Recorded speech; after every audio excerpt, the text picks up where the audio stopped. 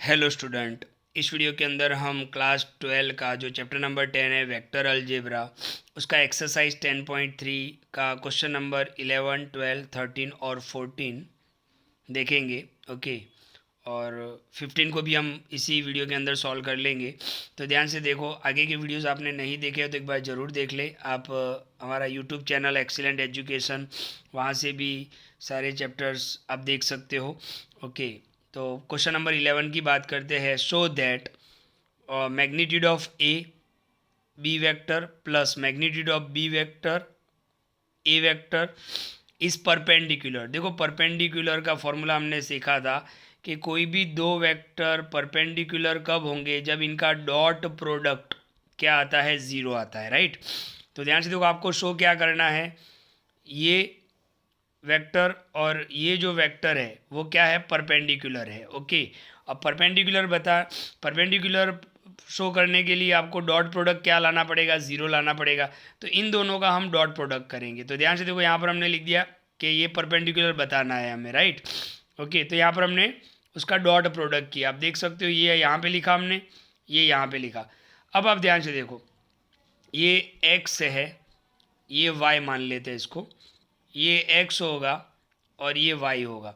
अब यहाँ पे कौन सा फॉर्मूला बन रहा है, x plus y, x minus Y.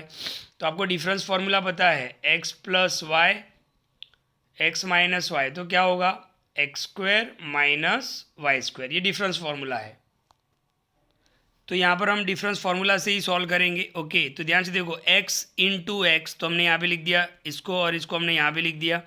फिर प्लस माइनस तो क्या हो गया, माइनस, और y इंटू वाई तो हमने यहाँ पे लिख दिया। अब आप ध्यान से देखो, इनका मल्टीप्लाई होगा, magnitude of A vector into magnitude of A vector, तो मैग्नीट्यूड ऑफ ए वेक्टर का स्क्वायर हो जाएगा, और B vector dot B vector तो उसका भी मैग्नीट्यूड का स्क्वायर हो जाएगा। मैंने आपको बताया था फॉर्मूला कि भाई A vector dot A vector आएगा तो ये क्या हो जाएगा, मैग्नीट्यूड ऑफ ए वेक्टर का स्क्वायर हो जाएगा, राइट।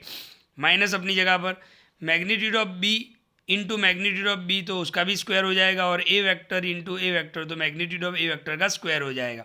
अब आप ध्यान से देखो, ये एज इट इज़, ये भी एज इट इज़। अच्छा, ये इन दोनों को मैंने खाली प्लेस चेंज कर दिया, इसको आगे लिखा और यहाँ पे लिखा। तो यहाँ पे देखो, माइनस और प्लस तो क्या हो जाएगा, zero.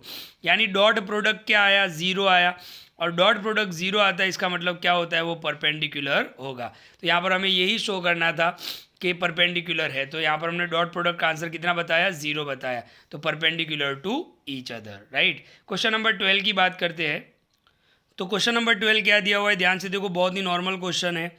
If A vector dot A vector is equal to zero and A vector dot B vector is equal to zero, then what can be concluded about the vector B. Okay, तो question को आप ध्यान से देखो, आपको ये दो चीज़ें गिवन है, एक तो ये और एक ये।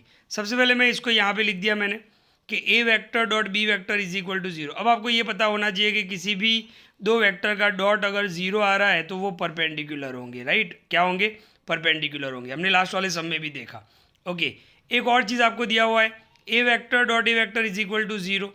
अब ध्यान से देखो, A vector dot A vector, तो इसका फॉर्मूला भी मैंने बताया था आपको, अभी आगे भी लिखा हमने। ए वेक्टर डॉट ए वेक्टर तो क्या होता है, मैग्नीट्यूड ऑफ ए वेक्टर का स्क्वायर।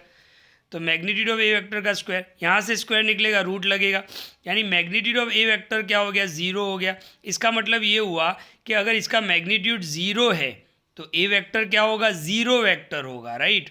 ओके, ए वेक्टर क्या होगा, ज़ीरो वेक्टर होगा। तो यहाँ पर हम क्या लिख सकते हैं कि ए ज़ीरो होगा लेकिन B can be any vector. हमें यहाँ पे क्या पूछा है, what can be concluded about the vector B. तो यहाँ पे दो चीज़ें साफ हो गई कि ए वेक्टर ज़ीरो वेक्टर है, बट बी कोई भी वेक्टर हो सकता है, राइट। बट ए वेक्टर क्या होगा, ज़ीरो वेक्टर होगा।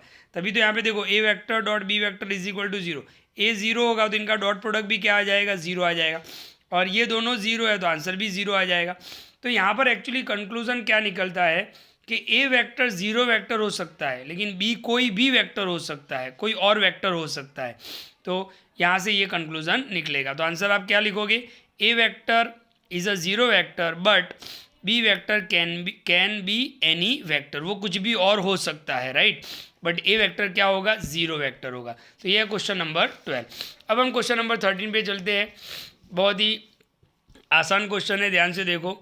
If A vector B vector and C vector are unit vector. अब यूनिट वेक्टर का मतलब आपको पता होना चाहिए कि जिसका मैग्नीट्यूड 1 आता हो। ओके, आपको देखो ए वेक्टर बी वेक्टर और सी वेक्टर तीनों क्या दिए हो, यूनिट वेक्टर, यानी मैग्नीट्यूड ऑफ ए वेक्टर भी 1 होगा, मैग्नीट्यूड ऑफ बी वेक्टर भी 1 होगा और मैग्नीट्यूड ऑफ सी वेक्टर भी 1 ही होगा। Okay, such that A vector plus B vector plus C vector is equal to 0 vector, ये आपको दिया हुआ है। Find the value of A vector dot B vector plus B vector dot C vector plus C vector dot A vector, आपको ये find करना है। Okay, तो ध्यान से देखो, एक तो आपको गिवन क्या है कि यूनिट वेक्टर है, तो हमने यहाँ पे लिख दिया A vector B vector C vector are unit vector. और यूनिट वेक्टर का मतलब क्या होता है कि जिसका मैग्नीट्यूड 1 आता हो, तो हमने यहाँ पे लिख दिया magnitude of A vector 1, magnitude of B vector भी 1 और मैग्नीट्यूड ऑफ सी वेक्टर भी 1। अब आपको ये गिवन है A vector plus B vector plus C vector is equal to 0 vector, तो हमने यहाँ पे लिख दिया और यहाँ पे लिखा given taking square both the side. तो यहाँ पर हमने मैग्नीट्यूड लगा दिया, यहाँ पर भी हमने मैग्नीट्यूड लगा दिया और स्क्वायर ले लिया, राइट। ओके, 0 वेक्टर का मैग्नीट्यूड का स्क्वायर होगा तो वो 0 ही होगा।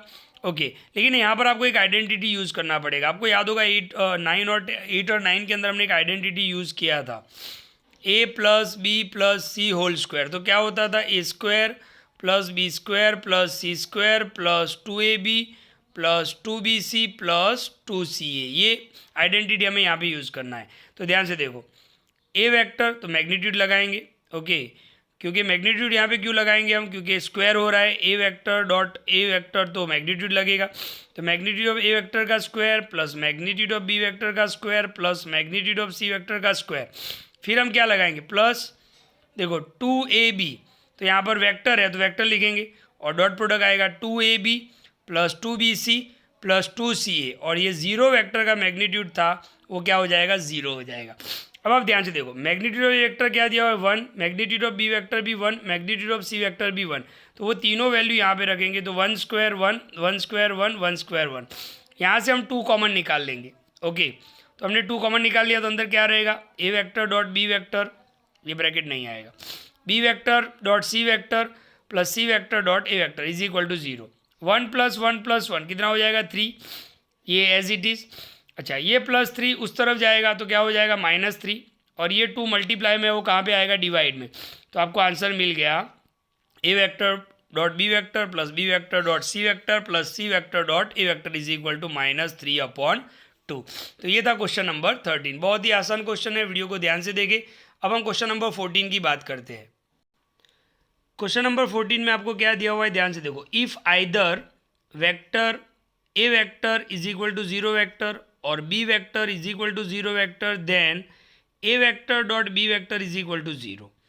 ए वेक्टर भी 0 दिया हुआ है, बी वेक्टर भी 0 दिया हुआ है, तो उनका डॉट प्रोडक्ट भी 0 ही दिया हुआ है। But the converse need not to be true.